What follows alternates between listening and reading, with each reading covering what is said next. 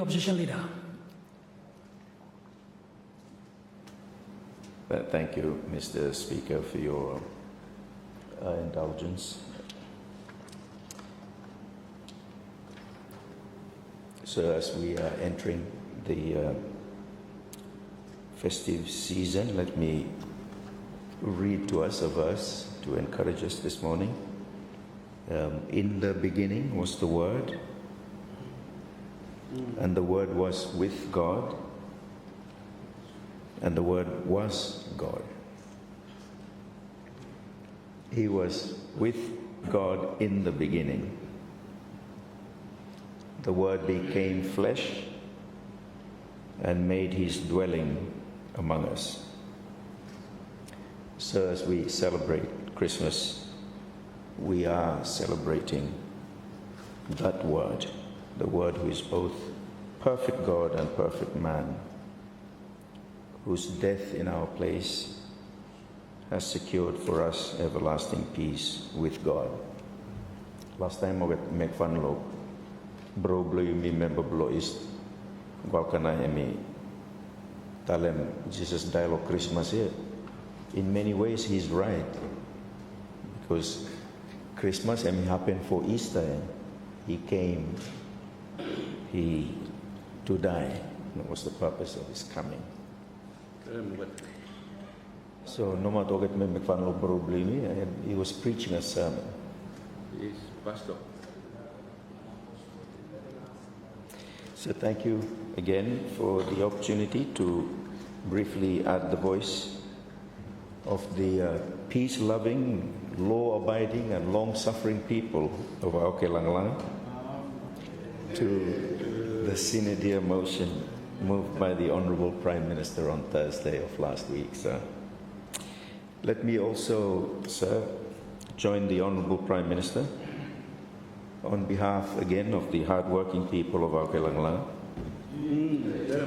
to recognize all the efforts of ministers, members and officials to get the business of government transacted through this House over this year 2025. And also on their behalf, sir, let me also thank you, the clerk, and your staff for the work you've all put into ensuring that the People's Parliament can continue to exercise its oversight, accountability, and law-making responsibilities. The People's Parliament, sir, has a solemn responsibility to discharge its functions with integrity and maintain the people's trust. Sir, I have only one observation to make on the matter of government business in the House, which is that government was not as productive as it could have been.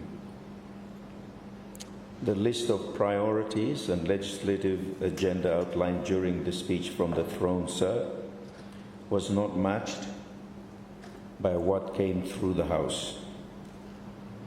It was, sir, it was the first full year of GNAT, and I had high hopes that Parliament would be kept on its toes by the load of legislative work to be transacted. Alas, this was not the case. As the Honourable Prime Minister has stated, political instability throughout the year has contributed to this lack of productivity. That is something for GNAT to resolve. But I will also add, sir, that the level of overseas travel by members of GNAT has been exceptionally high. This too, sir, has contributed to this lack of productivity. Sir, I was told that some overseas travel by some members of GNAT was without even the information of the Prime Minister, let alone his consent. If true, sir, this is terrible and plain wrong. Further, Mr. Speaker, my office received reports of some ministers not turning up to offices. So this behavior leaves permanent secretaries in the awkward position of not receiving political guidance on policy and is a contributory factor to this low productivity by the government. Sir, the Honourable Prime Minister is expected by the people of Solomon Islands to impose discipline on members of his government to make sure that they execute priorities of the government. I note the Honourable Prime Minister's statement when he moved the motion that we are to expect 2026 to be a lot busier in this regard, and I look forward to that. Mr. Speaker, unfortunately, it has become custom for a Prime Minister to complain about political instability. The current Prime Minister is not the first to complain about it, sir. And if nothing changes, he won't be the last. It is a very tragic situation for our country. We can go into the sources of the current political instability and end up nowhere, sir. Jinat is not stable, we all know that. There are simply too many factions sponsored by a diversity of vested interests, feeding off the personal interests of certain individuals in Jinat. This, sir, is the basis of the political instability. Sir, Jinat is a demonstration of a government that is controlled or pulled in all directions by competing vested interests. It is, sir, state capture.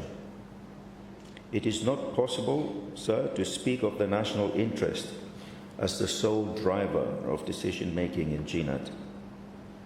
So when you are making a decision and know what the right thing to do in the national interest is, but you make a different choice, then you know government is held captive to other interests, not the national interest. This, sir, is not good for the country, not good for the economy, and it erodes the sovereignty of decision-making. This is a very serious ongoing issue for our country, and we all have a responsibility to change it. And that, sir, is the spirit with which we need to approach this matter. As I said earlier, sir, this is not a situation unique to Jinat. Previous governments have also had to grapple with political instability and competing vested interests, that it has become normalized. But it cannot continue this way, sir, if we want to see our country and people grow to their potential more efficiently. However, Mr. Speaker, it is not good enough to merely complain about political instability in government. The political instability, sir, exists within an enabling environment. Those enablers need to be removed by constructive policy responses, sir. Constitutional reforms, political parties reforms, electoral reforms, anti-corruption reforms are among the cocktail of changes needed to address the structural defects that allow the enablers to facilitate political instability. Such reforms, sir, ought to be given the urgency required to bring stability to government, so it is not controlled by the competing vested and personal interests. The Solomon Islands government, Mr. Speaker, must work for the people of Solomon Islands, not captured by a few to serve a few. The chains that enslave the government to serve the vested interests of a few, Mr. Speaker, must be removed so it can truly serve only the national interest in all matters. So I am encouraged by some of what the Honourable Prime Minister announced when he moved this motion, especially efforts to reduce the cost of living. I will be keenly watching, sir, to see the reduction in electricity prices. It beggars belief, Mr. Speaker, that Solomon Islands has the highest electricity prices in the world, and that after the commissioning of Tina Hydro in 2029, early 29, and with the expected 40% reduction in electricity tariffs, Solomon Islands would still remain the most expensive in the Pacific Islands region. Sir, it ought to be government policy to make Solomon Islands have the cheapest electricity in the region. This is entirely possible, sir, and it is good policy. The excuses given, Mr. Speaker, for maintaining the high tariffs for so long have only stood because of poor leadership. We were sold a lie, and our leaders swallowed it for so long. Sir, with regards to food, for a country blessed with fertile soil, food prices are unreasonably high. There is much, sir, that government can do in this space to reduce food prices. This will have the added benefit of reducing NCDs, reducing health costs, increasing food security, and of course creating jobs and opportunities in agriculture. So the policy here is not decisive, and the budget merely affirms that lack of will. Likewise, sir, the price of fuel continues to be expensive. Of course, we are too small an economy and therefore are price takers when it comes to fuel prices. However, there are a few tools that are in the hands of government that could be used to put downward pressure on fuel prices. The cost of transportation, sir, is another important part of the cost of living and the cost of doing business in our country. Of course, the fuel price is an important contributing factor, but it is not the only one. Sir, government needs a well thought out, comprehensive transportation policy that addresses the various bottlenecks in transportation to reduce costs, improve connectivity and reliability. So we spent some time debating the lack of meaningful competition in the telecommunications sector, which continues to suffer poor quality services at high prices. Again here, sir, there are tools in the hands of government to make structural changes that will result in better quality, more reliable and cheaper communications. Like electricity, fuel and transportation, communications is critical to a vibrant economy. Yet in these we see a different picture. What we see is an attitude of the providers betting on getting away with providing poor quality services at high cost under the excuse of fitim solonaya. Sir, service providers are not held accountable for the poor quality of their services. It is because they can get away with it, Mr. Speaker, that they do. The reforms to the independent regulator, sir, must include this need for accountability. As long as policy makers accept this terrible, lazy excuse, Mr. Speaker, our economy will continue to be on a chokehold and will not be the attractive investment destination Solomon Islands ought to be. So the cost of education also is becoming too expensive at all levels of our education system. This is something that is directly under the control of government, but somehow has slipped. ECE, primary, secondary, TVET, and Sine are all expensive. There is no exception. It is as if school fees are set to make it very difficult for families from sending their kids to school. So school fees are higher than the annual income of parents, and in some cases more than double the annual income. This, Mr. Speaker, is an absurd situation. But how long will it continue like this, sir? Education can be and ought to be free. But if GNAT is incapable of delivering free education, sir, at the very least, reduce the school fees to a reasonable percentage of the annual national income per capita. It can't be all of that annual income per capita. So housing is the other critical area requiring a strong and clear comprehensive policy response.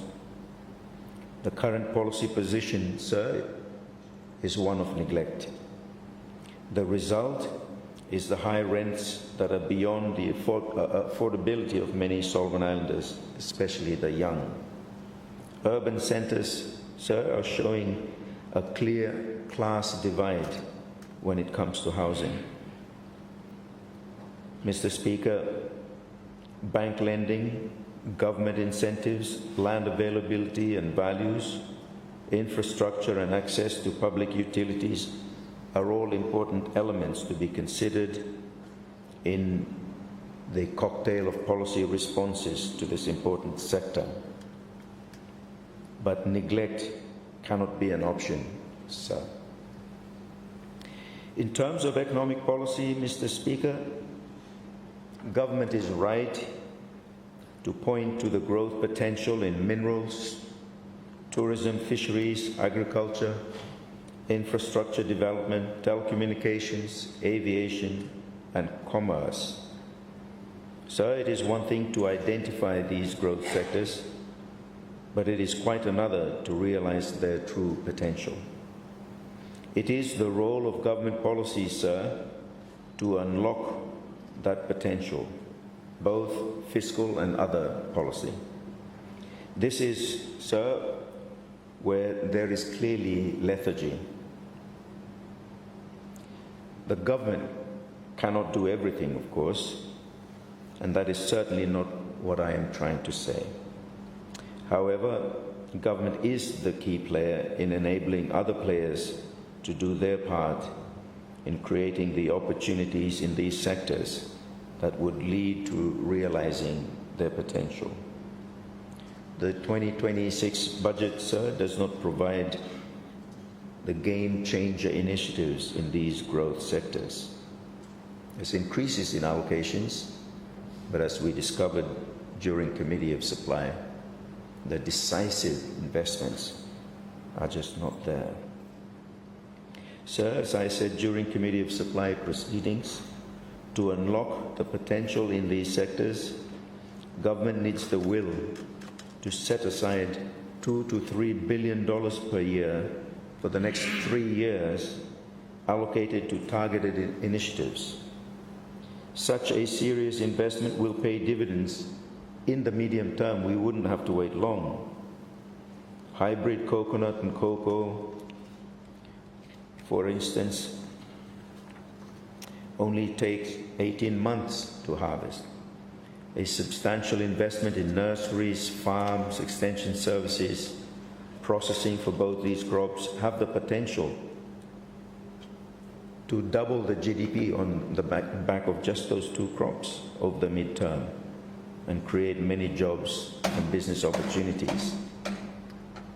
Agriculture, singularly, sir, has the potential to more than double our GDP, and such growth will be very inclusive as it will be distributed right to our villages.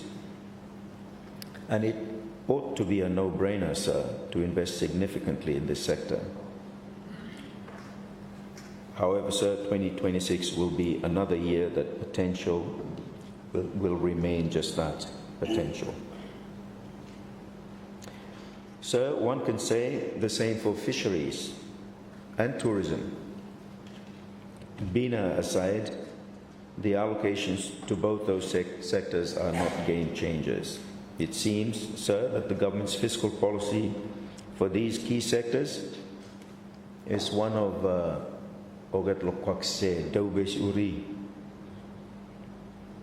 it is an approach, sir, of cautiously sharing the cake, not one that properly weighs the returns to be unlocked by the adequacy of fiscal investments.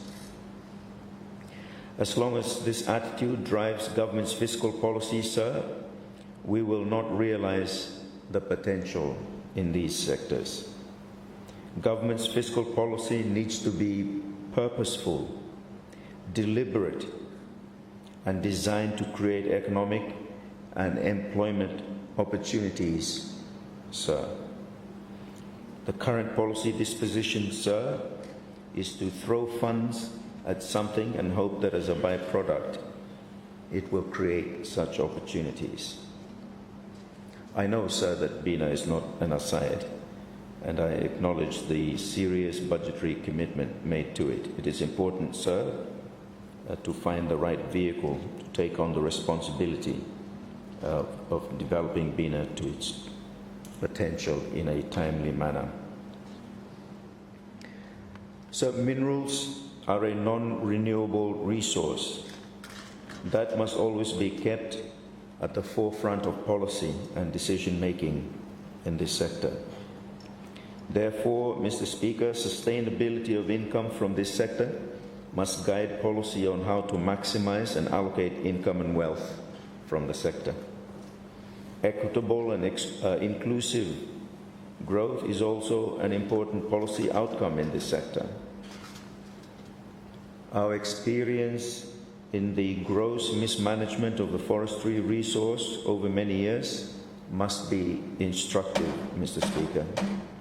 I keep saying, and it is worth repeating, sir, that the development of Solomon Islands is the development of Solomon Islanders. Development that does not develop Solomon Islanders cannot be true development. The mismanagement of the forestry sector, sir, demonstrated many things that must never be repeated. It is a terrible thing, sir, that the income and wealth from the forestry sector are concentrated in the hands of a very few, and most of them foreigners. This cannot be development, sir, and it is certainly not what we want to see in the mineral sector and must be avoided. We need to guard the mineral sector jealously, Mr. Speaker. Sir, I am pleased that government has abandoned the misguided policy of not being involved in the mineral sector, as is proposed in the Mineral Resources Bill 2025 that is still going through the Bills Committee. What a terrible proposal that was. And it makes me really wonder what interest was pushing it. So government must be involved in this sector, both at the commercial level, the prudential level, and regulating the sector in a responsive manner to ensure environmentally sustainable practices, and of course in ensuring revenues are sustainable well into the future. Sir, one, maybe two SOEs ought to be established urgently to lead government's engagement in this sector, in prospecting and holding mining leases even in large deposit tenements. So the announcement by the Minister of Finance of the establishment of a sovereign wealth fund is long overdue but welcome. During the Bills Committee inquiry on the Mineral Resources Bill 2025, the Ministry of Finance stated that government did not intend to establish a sovereign wealth fund. Again, I am pleased that government has responded positively to calls to set up such a fund. However, sir, Such a fund must be for the benefit of future generations. It must not be used as a backstop for government cash flow requirements. This would defeat the purpose of a sovereign wealth fund. It is important, sir, that the Ministry of Finance studies similar funds in other countries that are performing well. Mr. Speaker, regarding government borrowing, on a number of occasions I have encouraged government to not fear more borrowing. If there were good game-changer investments in the key growth sectors identified, sir, I would support government borrowing to make the levels of investments adequate and fit for purpose. Such investments, sir, are likely to increase GDP, creating jobs and economic opportunities. Increases in GDP, sir, will ensure that government debt remains within manageable levels and not push government into distress. However, sir, Tina Hydro and the international wharf upgrade projects are instructive in excessive pricing that has resulted in unreasonably high loans that have become questionable value for money propositions. Kongulai water treatment project, sir, seems to be headed in the same direction. Foreign contractors, and including international financial institutions that enable it, seem to find it easy, sir, to take us for a ride. Because of our own incompetence sometimes in technical analysis and negotiations, we tend to sign on the dotted line too quickly. We fall for the lie that Solomon Islands is an expensive destination and therefore everything is priced excessively. Sir, Solomon Islands remains a high taxation economy. It is time, Mr. Speaker, to reduce taxation burden, to increase productivity and tax compliance.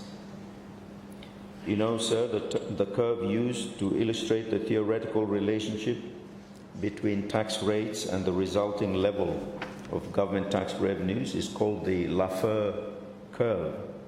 It is, sir, an interesting tool that can inform government's taxation policy. Key concepts, sir, of that Laffer curve are, first, it's a U shape, but it's turned upside down. And at one extreme, there's 0% tax rate.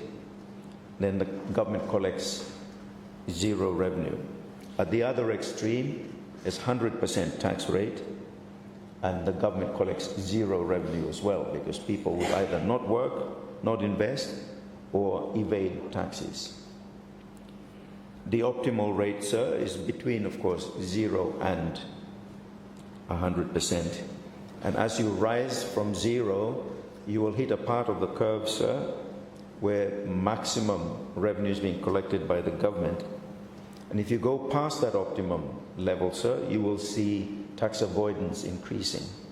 The fact that in our economy tax avoidance is high, the lack of compliance is high, is testament, is evidence, sir, that our tax rates are simply too expensive, too high. And so we need to look at that matter, sir. This Laffer curve, sir, is a concept, it's a core concept in supply-side economics, and it is a useful tool to inform taxation policy. My observation, sir, is that we're on the falling side. We've gone past optimum and our rates are too high. The global standard for the Laffer curve, sir, is around 15 to 20% taxation rate. We're on 30%, sir. So the case for reduction in corporate tax is a strong one, but also in personal income tax. So I want to make just a very brief comment regarding indigenous business.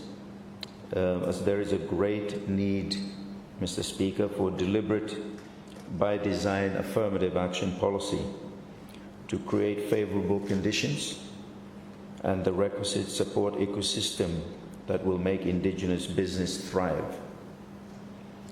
Our youth, Mr. Speaker, are particularly creative and need a more proactive policy platform to support them.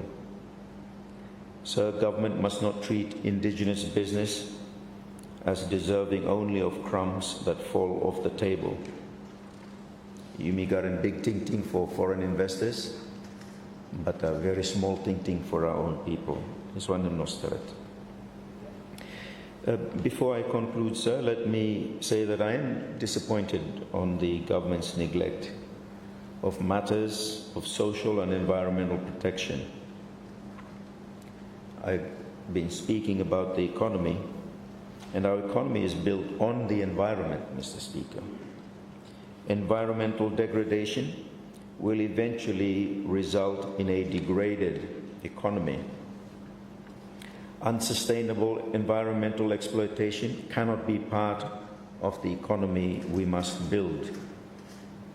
Sir, we have had 40 years of this rubbish with the logging industry, and it is imperative, sir, that government steps up to the challenge and allocates serious resources to it. Mr. Speaker, the Director of Environment does not have the resources to conduct routine compliance monitoring on the conditions he imposed on development consents that he has granted. This is terrible, but has been the neglect with logging, bauxite mining on Reynolds, nickel mining on Isabel, and so on. This is the neglect that's going to haunt us. It's going to come and bite us. Our economy exists on the environment, and we neglect the environment to our own peril. This neglect, sir, is a very serious matter. The other neglect, sir, is of matters regarding social protection. Our society is the basis of our economy. Women and girls represent half our population and increasingly a large proportion of the workforce. Yet advocacy and care for women and girls who suffer gender-based violence has received very little. Again, as usual, those who suffer the injustice of gender-based violence, sir, carry that trauma throughout their entire lives. It is incumbent upon government, sir, to provide social protections in collaboration with churches and others, of course. What kind of society, sir, are we hoping to build in Solomon Islands?